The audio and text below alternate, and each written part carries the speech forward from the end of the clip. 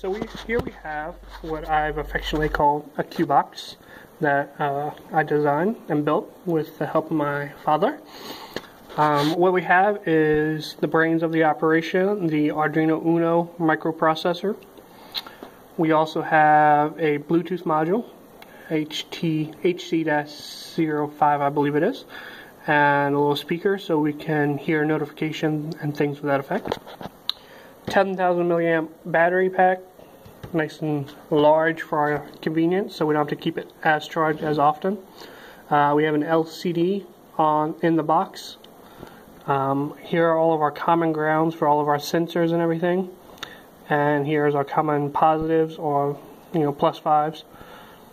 Then over here we have an autopilot 180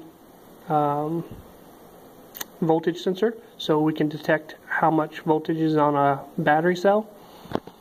We have a hydrogen sensor here, or a gas sensor, detects the particulates in the air and gives us a parts per million of how much gas is in the air. So I use that to detect hydrogen gas coming off of a battery, because I work in industrial forklifts. I need to know if it's safe to work on this battery or not. So this will detect how much hydrogen is coming off of that battery. Down here we have all of our leads and our buttons and everything. So our voltage sensor, a multimeter like a multimeter would have, a positive probe, a negative probe.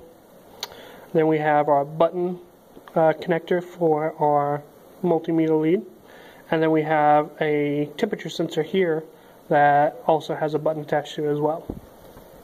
And this is an LED for our hydrogen sensor, so if it reaches a critical point, it'll play a sound from our little speaker over here and also flash that LED for 10 seconds until it drops below our desired level. So I'm going to close it and show you the operation of it. So on the outside we have our LCD here. We have 3 buttons to navigate between cells on the battery. I'll explain that in a second. We have our hydrogen sensor, our gas sensor, our little LED down here.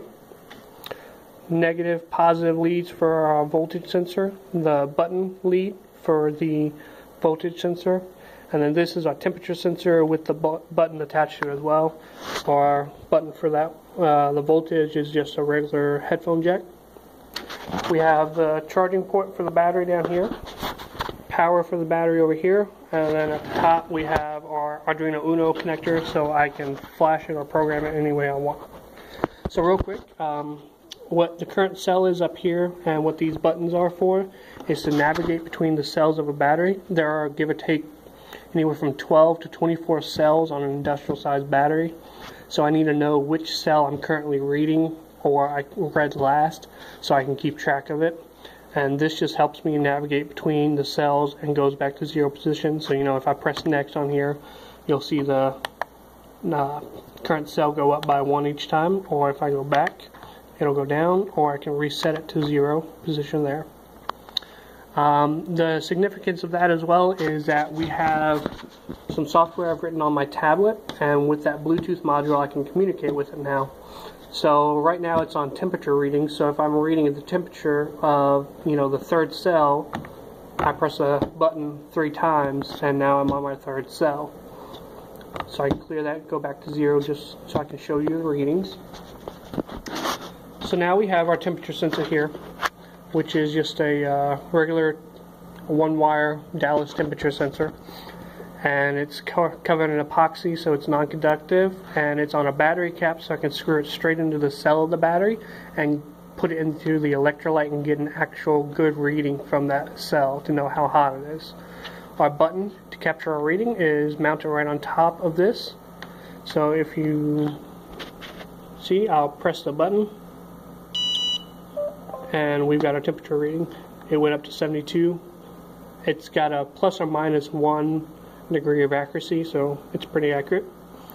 I can press it again and we got our next reading, because that by the cell count going up. Even though our temperature didn't say change, I know that we got a reading because of this. Plus, I'm sure you could hear it, the box plays a sound each time you get a reading, so And also, back to our software here, there's all 3 of our readings that we've captured so far, and if you listen closely as well,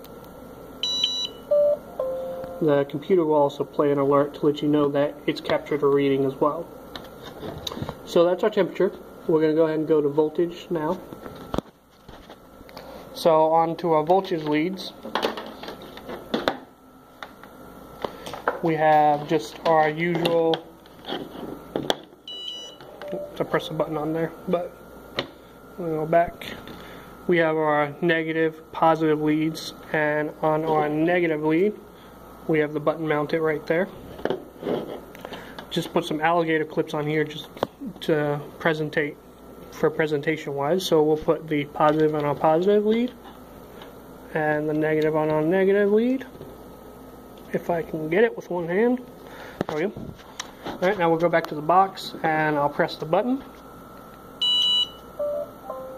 And there's our voltage of our battery. It's going to be a little off right now because I haven't calibrated it properly, but you get the gist of it. And once again, here's the software to capture that voltage reading. And there we have it. And then if I just needed to navigate back to one because I messed up the reading or something, I can just press it on there and then recapture the reading. Oh, I got the button stuck. Sorry about that. And hold on one second. There we go. So there we go. So recapture the reading. I got the button stuck on here. And then there we have it. Once again, like I said, I named it Qbox because big fan of Star Trek, and it reminds me of a tricorder or a reading. Then we have our little Qbox initializing sensor. That's our startup sound. But yeah, there we have it. Thanks for watching.